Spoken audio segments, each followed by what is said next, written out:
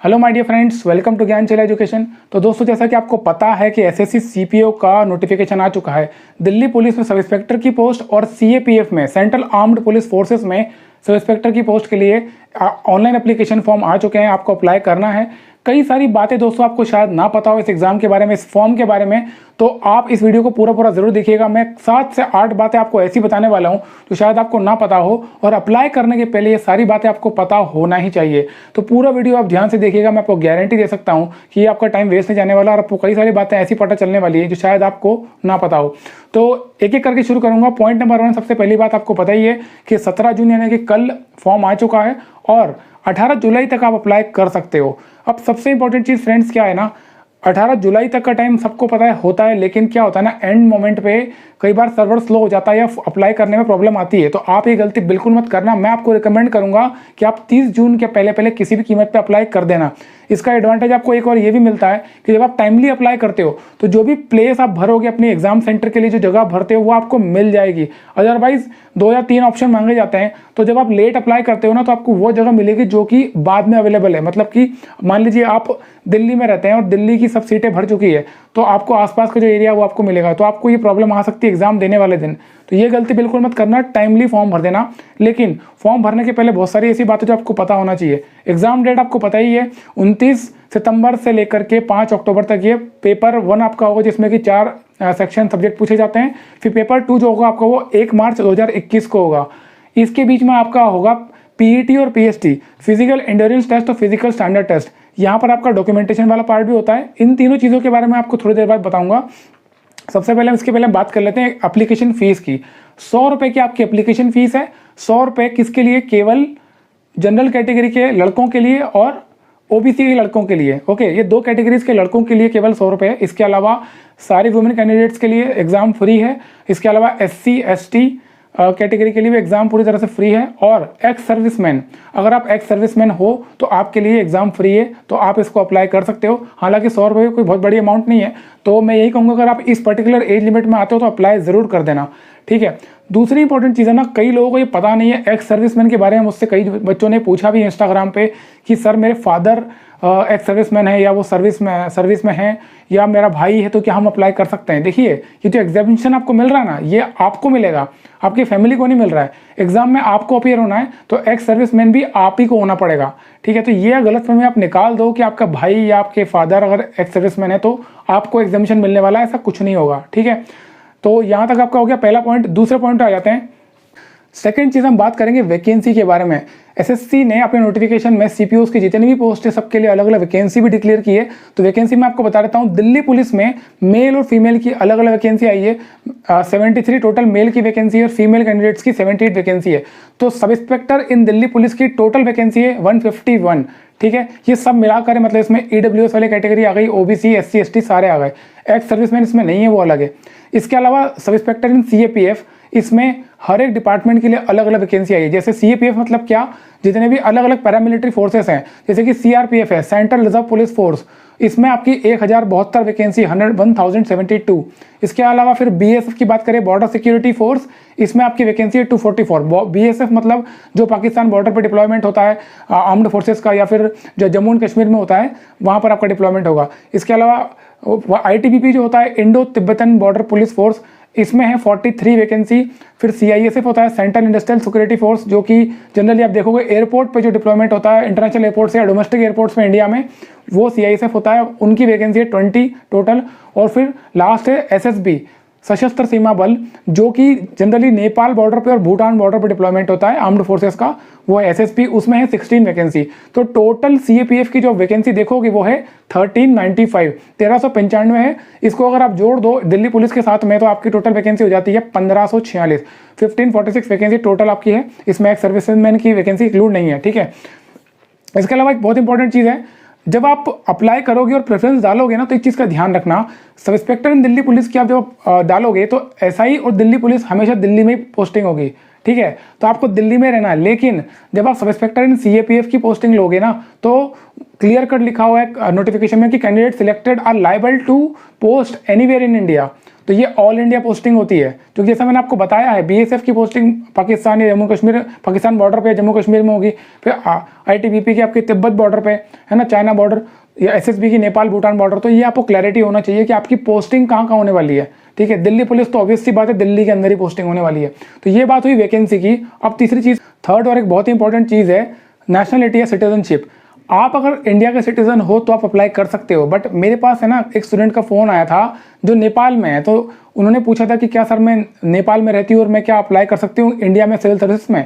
तो ये clear cut लिखा हुआ है कि you should be a citizen of India या सब्जेक्ट ऑफ नेपाल और सब्जेक्ट ऑफ भूटान।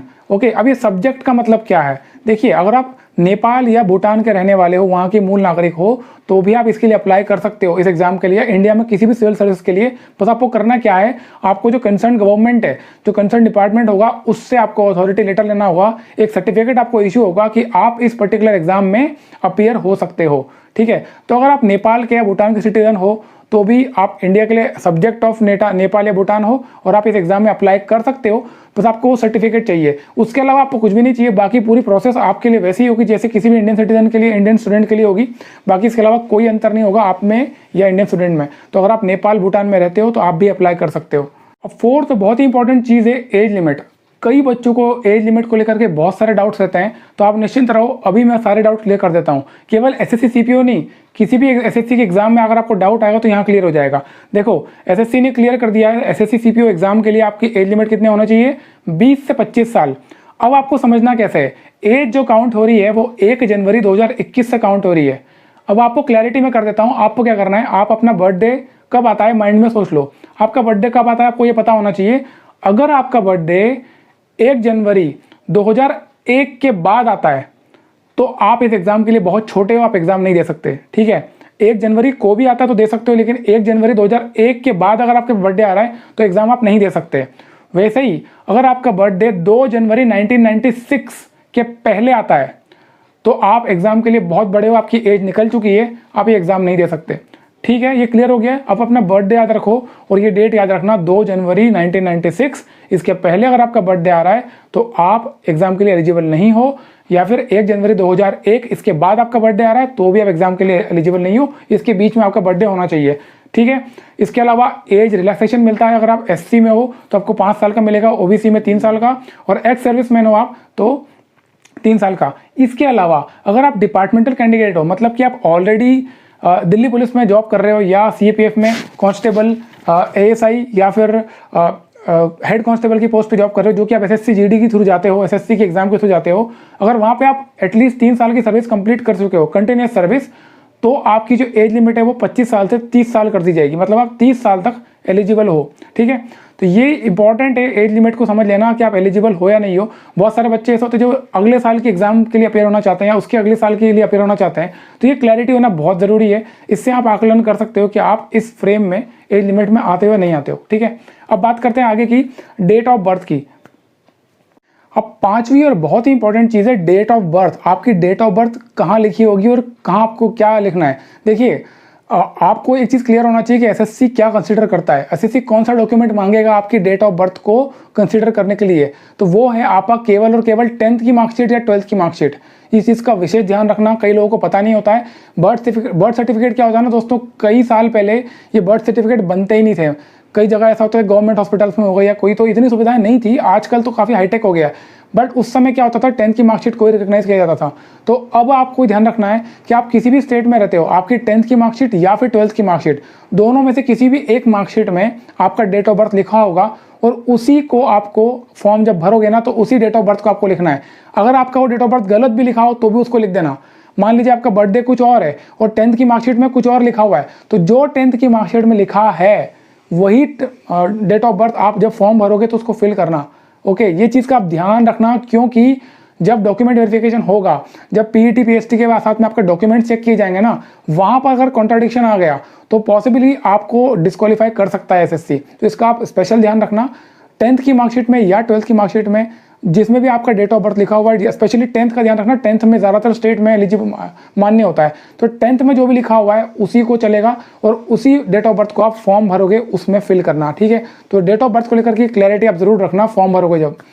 इसके बाद एक बहुत ही इंपॉर्टेंट चीज़ है एजुकेशनल क्वालिफिकेशन। इसको लेकर भी बहुत सारे बच्चों में डाउट रहता है कि जो एजुकेशनल क्वालिफिकेशन है वो हमारी डिग्री कब कंप्लीट होना चाहिए, जब नोटिफिकेशन आ रहा है तब से, या फिर हमारी एज लिमिट काउंट हो रही है तब से, या फिर एग्जाम का फाइनल रिजल्ट आएगा तब से।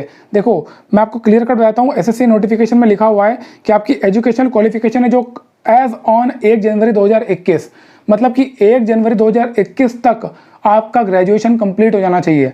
मतलब कि आपको ये प्रूव करना है कि आपका ग्रेजुएशन कंप्लीट हो चुका है। हो सकता है कि आपका रिजल्ट आ गया हो लेकिन डिग्री आपके पास में ना हो सकता है आपकी डिग्री आपके पास में नहीं है, अपना फाइनल सब कुछ हो चुका है, तो आपका ग्रेजुएशन अगर कंप्लीट हो भी गया है तो आपको अपनी यूनिवर्सिटी से या जहाँ भी आपने पढ़ाई की है वहाँ से आपको कुछ प्रोविजनल डिग्री ले सकते हो या फिर एक सर्टिफिकेट इशू करवाना पड़ेगा कि आपकी डिग्री, आपका ग्रेजुएशन हो चुका है कब, 1 जनवरी 2021 के पहले। ये प्रूव आपको करना है कि आपका ग्रेजुएशन हो चुका है तो अभी आप इस एग्जाम के लिए एलिजिबल हो। 7th और बहुत ही इंपॉर्टेंट चीज़, आपको क्या क्या रिक्वायर्ड है। देखिए ये रिक्वायरमेंट दो तरह की है। पहली रिक्वायरमेंट ये है कि जब आप पहला वाला फेज दे दोगे, मतलब कि जो आपका पेपर 1 होगा वो आप दे दोगे, उसके बाद आपका पीईटी, पीएसटी और मेडिकल एग्जामिनेशन होता है। पीईटी फिजिकल एंड्योरेंस टेस्ट होता है, फिजिकल स्टैंडर्ड टेस्ट और मेडिकल एग्जामिनेशन, ये आपको क्वालिफाई करना ही करना है। इसके बारे में अगर आपको डिटेल में जानना है तो मैंने ऑलरेडी एक वीडियो बना दिया है, आप डिस्क्रिप्शन में लिंक दे रहा हूँ, जाके देख सकते हो। वो आपको क्वालिफाई करना है। और इसी के साथ में आपका जब पीईटी पीएसटी होगा उसी समय आपको जितने भी इंपॉर्टेंट डॉक्यूमेंट्स जो आपको प्रोड्यूस करना है वो इसी समय आपको प्रोड्यूस करना होंगे। जैसे कि आपकी मार्कशीट्स होगी, आपके कास्ट सर्टिफिकेट्स होंगे, ये जितनी भी चीज़ें हैं, जो डेट है आपकी 1 जनवरी 2021 के अकॉर्डिंग आपकी डिग्री होना चाहिए, वो सारी चीज़ें आप प्रोड्यूस आपको तभी करना है पीईटी पीएसटी के टाइम पे, ठीक है। और अगर आप किसी भी चीज़ में फेल हो जाते हो इस केस में तो आप डिस्क्वालीफाई कर दिए जाओगे।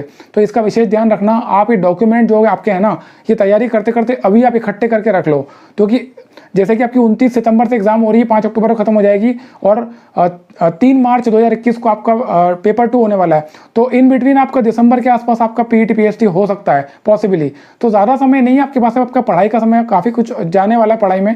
तो आप यही करना, फोकस करो कि अभी आप पढ़ाई पे फोकस करते करते ये चीज़ डॉक्यूमेंट सारे इकट्ठे कर लो, डॉक्यूमेंट्स एक जगह रख लो ताकि आपको बाद में प्रॉब्लम ना आए, कोई डॉक्यूमेंट ना मिले, वो इशू नहीं होना चाहिए, ठीक है। क्योंकि वहाँ पे एक डॉक्यूमेंट भी छूट गया अगर आपका, तो आपको डिस्क्वालीफाई करने में एसएससी 1 सेकंड नहीं लगाने वाला, बिकॉज एसएससी ने नोटिफिकेशन में क्लियर कट लिख दिया है सब कुछ, ठीक है। और एक चीज़ मैंने बताया, रिक्वायरमेंट ये हो चुका है। दूसरा रिक्वायरमेंट बहुत इंपॉर्टेंट है, वो ये है कि अगर आप दिल्ली पुलिस में सब इंस्पेक्टर की पोस्ट के लिए अप्लाई कर रहे हो, अपने आपको अगर एस्पायर कर रहे हो तो, और अगर आप मेल कैंडिडेट हो, ठीक है, तो आपके पास में ड्राइविंग लाइसेंस होना चाहिए। कौन सा? LMV, light motor vehicle.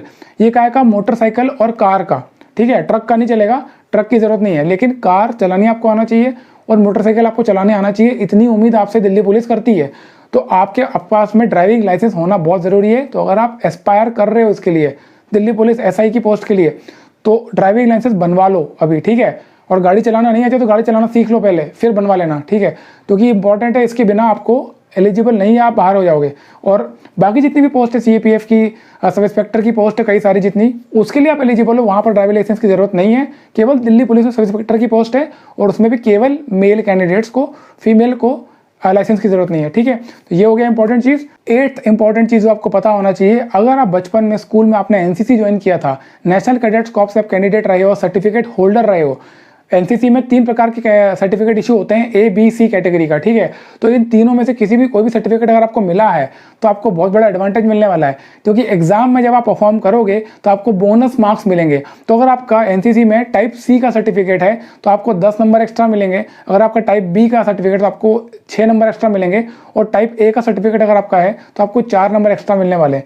तो जिन बच्चों ने भी NCC में अगर बचपन में ज्वाइन किया था या NCC के कैडेट्स रहे हैं तो उनको ही ध्यान रखना है, वो सर्टिफिकेट संभाल के रखना। इसका फायदा आपको एग्जाम के फाइनल मार्क्स में मिलने वाला है। और देखो, आप भी जानते हो कॉम्पिटेटिव एग्जाम है, यहाँ पर एक एक नंबर से अंदर बाहर हो जाते हैं, एक एक नंबर पे खेल होता है, ठीक है। तो आप इसका विषय अगर है आपके पास में तो इसका एडवांटेज जरूर ले लेना, इसको आप यूज़ जरूर करना। और अंत में ही कहूँगा सबसे इंपॉर्टेंट चीज़ कि इस एग्जाम में ना 400 नंबर की एग्जाम है, 200 नंबर का आपका पेपर 1 है, 200 नंबर का पेपर 2 है, लेकिन 200 नंबर में से 50 नंबर पेपर 1 में केवल इंग्लिश के हैं और पेपर 2 में 200 नंबर इंग्लिश के हैं। तो आउट ऑफ 400 250 नंबर की इंग्लिश है। तो इंग्लिश इंप्रूव बहुत अच्छे से कर लो। इंग्लिश इंप्रूव कैसे कर सकते हो? सबसे इंपॉर्टेंट चीज़ मैं हमेशा आपको कहता हूँ, सबसे ज़रूरी काम जो आपको करना चाहिए अगर इंग्लिश इंप्रूव करना है तो वो रीडिंग। जितनी रीडिंग आप कर सकते हो करो, और रीडिंग विथ अंडरस्टैंडिंग। जब आप पढ़ते हो तो ट्राई टू अंडरस्टैंड कि आपने पढ़ा क्या है, उससे आप लैंग्वेज से काफ़ी फेमिलियर हो जाते हो। और जैसे जैसे आप ज़्यादा रीडिंग करोगे, ज़्यादा फेमिलियर होगे ना, तो कई सारी ग्रामर की चीज़ें, ग्रामर आप सीख जाते हो, कई सारे वोकैबुलरी के वर्ड्स आप सीख जाते हो, कई सारे इडियम्स एंड फ्रेजेस आते हैं रीडिंग के दौरान जो आपको काम आते हैं। तो ठीक है, रीडिंग बिल्कुल मत छोड़ना, रीडिंग करते रहना। डेली बेसिस पे एक नियम बना लो, उठते ही आप 50 मिनट रीडिंग को दो। 50 मिनट किसी भी हालत में आप अपने अलग कर लो, और रीडिंग करना ही करना है किसी भी हाल में। और रीडिंग विथ अंडरस्टैंडिंग, मैं फिर कह रहा हूँ, रीडिंग ऐसे नहीं करना कि पढ़ते पढ़ते नींद आ रही है। रीडिंग ऐसे करना है कि आप, अगर आपने 50 मिनट रीड करा है तो किसी भी व्यक्ति को आप 10 मिनट के अंदर उसकी पूरी समरी सुना दो जो भी आपने पढ़ा है। इसको रीडिंग बोलते हैं। रीडिंग ऐसे करना, अंडरस्टैंडिंग होना बहुत इंपॉर्टेंट है, ठीक है। तो अगर इंग्लिश आपने अच्छी कर ली ना, तो आप इस एग्जाम में अच्छा खासा परफॉर्म कर सकते हो। और सेल्फ स्टडी पे फोकस करो, ज़्यादा से ज़्यादा अपने आप के ऊपर काम करो और अपने आप से काम करो। ज़्यादा भरोसे मत रहो किसी टीचर के, किसी मेंटर के, किसी ऑनलाइन कोर्स के, क्योंकि अल्टीमेटली एग्जाम आपको देनी, मेहनत आपको करनी है। तो उम्मीद करता हूँ ये वीडियो आपको बहुत अच्छा लगा होगा, काम का लगा होगा। अगर अच्छा लगा हो तो प्लीज़ लाइक ज़रूर कर दो, चैनल को सब्सक्राइब कर लेना। और कोई भी इंपॉर्टेंट स्टडी मटेरियल चाहिए आपको, द हिंदू चाहिए PDF, तो हमारा टेलीग्राम चैनल है, उसको ज्वाइन कर लेना, वहाँ पे आपको मिल जाएगा। यहाँ तक वीडियो को पूरा देखने के लिए थैंक यू सो मच।